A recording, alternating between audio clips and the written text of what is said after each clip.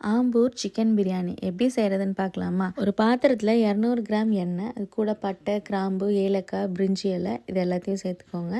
கூடவே பொடியாக கட் பண்ண 2 பெரிய வெங்காயம், ஒரு கை சின்ன வெங்காயம் அதையும் சேர்த்து நல்லா வதக்கிக்கலாம். வெங்காயம் ஓரளவு வதங்கினதுக்கப்புறமா எப்போவுமே ஆம்பூர் பிரியாணிக்கு இஞ்சி பூண்டு சேர்த்து அரைக்கக்கூடாது. இஞ்சி தனியாக, பூண்டு தனியாக அரைச்சிக்கோங்க. ஃபஸ்ட்டு பூண்டு பேஸ்ட்டு 2 டேபிள் ஸ்பூன் சேர்த்து அதையும் நல்லா வதக்கிக்கலாம். ஒரு 2 மினிட்ஸ் வதங்கினதுக்கப்புறமா அதே அளவு எவ்வளோ பூண்டு பேஸ்ட்டு சேர்க்குறோமோ அதே அளவுக்கு இஞ்சி பேஸ்ட்டும் 2 டேபிள் ஸ்பூன் சேர்த்து ஒரு 2 மினிட்ஸ் பச்சை வாசனை போகிற வரைக்கும் நல்லா வதக்கிக்கோங்க.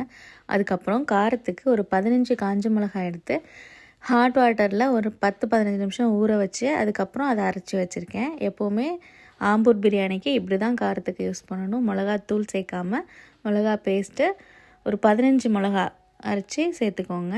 இதுவும் அந்த மிளகா வாசனை போகிற வரைக்கும் ஒரு 5 மினிட்ஸ் நல்லா அந்த எண்ணெயிலேயே வதக்கிக்கலாம். இதே காஷ்மீரி சில்லி யூஸ் பண்ணிக்கிட்டிங்கன்னா இன்னும் நல்லா கலர்ஃபுல்லாக இருக்கும்.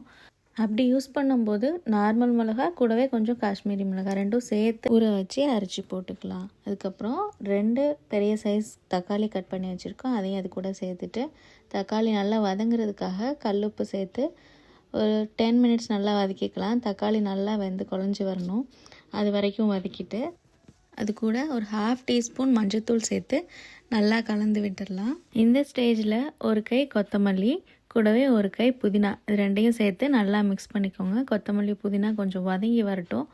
இது கூட ஒரு 3 டேபிள் ஸ்பூன் கெட்டியான தயிர் சேர்த்துக்கலாம்.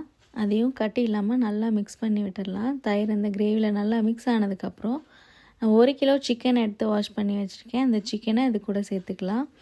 சிக்கன் சேர்ந்ததுக்கப்புறம் அந்த மசாலாவோட நல்லா பரட்டி விடுங்க. ஒரு 5 மினிட்ஸ் இந்த மசாலாவில் நல்லா வதக்கிக்கோங்க.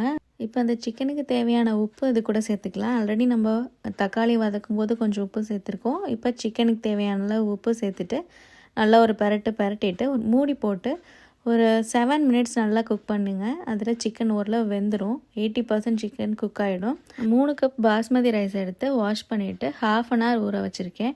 ஸோ 3 கப் ரைஸுக்கு 4.5 கப் தண்ணி இது கூட சேர்த்துட்டு நல்லா மிக்ஸ் பண்ணி விட்டுட்டு ஒரு 1/2 லெமன் இது கூட சேர்த்துக்கிறேன். 1/2 லெமன் புழிஞ்சு நல்லா மிக்ஸ் பண்ணி விட்டுருங்க. கூடவே ஒரு கை புதினா கொத்தமல்லி ரெண்டும் சேர்த்து மிக்ஸ் பண்ணி விட்டுட்டு மூடி போட்டு நல்லா அந்த தண்ணி கொதிக்கிற வரைக்கும் விட்டுருங்க. ஒரு 5 to 10 மினிட்ஸில் இது நல்லா கொதிச்சிரும். கொதித்து வந்ததுக்கப்புறம் ஓப்பன் பண்ணி ஒரு டைம் நல்லா கிளறி விட்டுருங்க. கிளறி விட்டுட்டு நம்ம ஆல்ரெடி ஊற வச்சு வச்சுருக்க பாஸ்மதி ரைஸ் எடுத்து கொஞ்சம் கொஞ்சமாக அது கூட சேர்த்துக்கலாம். சேர்த்துட்டு ரைஸ் உடையாமல் நல்லா அடியிலேருந்து கிளறி விட்டுக்கோங்க. நல்லா மிக்ஸ் பண்ணிவிட்டு இந்த ரைஸில் உள்ள தண்ணி சுண்டுற வரைக்கும் ஓப்பனில் வச்சு அப்பப்போ மூடி போட்டு ஓப்பன் பண்ணி கிளறி விட்டுக்கோங்க. அடி பிடிச்சிடாமல் ரைஸும் உடையாமல் அப்பப்போ நல்லா கிளறி விட்டுக்கோங்க. இப்போ ஓரளவு தண்ணி சுண்டி ரைஸ் மேலே தெரிகிற ஸ்டேஜுக்கு வந்துருச்சு. இந்த ஸ்டேஜில் ஒரு 2-3 டேபிள் ஸ்பூன் கீ இது கூட சேர்த்துக்கலாம். சேர்த்துட்டு அதையும் நல்லா மிக்ஸ் பண்ணி விட்டுருங்க. இப்போ பாத்திரத்தை மூடிட்டு தம் போடுறதுக்காக ஸ்டவ்வில் ஒரு தோசைக்கல் வச்சு அது மேலே நம்ம பிரியாணி பாத்திரத்தை வச்சு மூடி போட்டு மேலே வெயிட்டுக்காக ஒரு பாத்திரத்தில் தண்ணி வச்சுருங்க. ஒரு 20 மினிட்ஸ் கழித்து ஓப்பன் பண்ணால் நம்ம ஆம்பூர் பிரியாணி ரெடி ஆயிடுச்சு. ரைஸ் நல்லா வெந்து உதிரியாக சாஃப்டாக ரெடி ஆகிருக்கு. எப்போவுமே நமக்கு சண்டேனா ஒரு பிரியாணி இருந்துச்சுன்னா அந்த சண்டே ஃபுல்ஃபில் ஆகிடும் இல்லையா? அதுலேயும் ஆம்பூர் பிரியாணினா சொல்லவா வேணும். இது என்னோடய ஸ்டைல், செஞ்சு பாருங்கள், கண்டிப்பாக உங்களுக்கும் பிடிக்கும். இந்த பிரியாணி கூட ஒரு கத்திரிக்காய் கிரேவியும் கொஞ்சமாக பச்சடி இருந்தால் போதும். டேஸ்ட் அப்படி தான் இருக்கும். கண்டிப்பாக செஞ்சு பாருங்கள்.